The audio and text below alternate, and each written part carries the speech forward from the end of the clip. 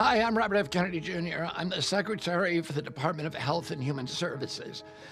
In the final months of the election, President Trump repeatedly called for removing toxins from our food supply. He added his voice to the millions of Maha moms who were touting the Make America Healthy Again agenda. The first step is radical transparency because right now, not even the U.S. government knows what's in our food.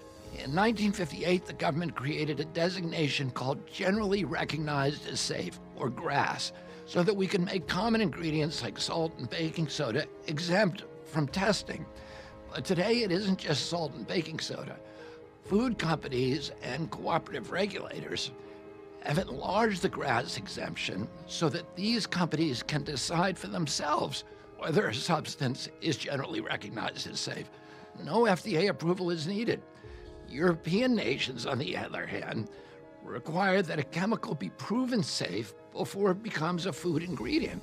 In our country, the GRAS standard means that every chemical is presumed safe until proven dangerous, and that proof might not happen until millions of Americans are sick with chronic disease. This mass experiment on the American population with GRAS has, in short, been a catastrophe.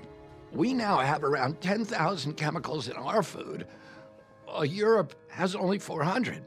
For example, titanium dioxide, potentially linked to DNA damage and cancer, is banned in the EU, but it's in our children's food. Potassium bromate, a suspected carcinogen, banned in Europe and Japan. And you guessed it, it's in our children's bread. Food dyes such as red dye 40 and yellow 5 and 6 come with warning labels in Europe. They're linked to behavioral issues in children, but in the U.S., they're generally recognized as safe.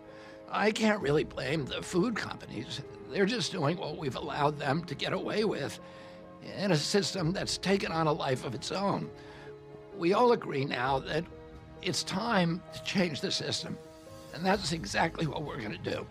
I am today directing the FDA commissioner to start the process of changing the rules to eliminate the self-affirming GRAS pathway for new ingredients. I'm also directing the FDA and NIH to ramp up post-market assessments of GRAS chemicals currently in our food so that we can rapidly identify the compounds that are making Americans so sick, and so that American consumers and regulators can make informed decisions. This issue isn't going away. Moms aren't going to return to wanting chemicals in our food that are banned in other developed countries. Even industry knows that we have to change. So I promise you, I'm going to work with all parties, the companies, the moms, the scientists, the consumer advocates, to make American food the healthiest in the world the way that it was when I was a child.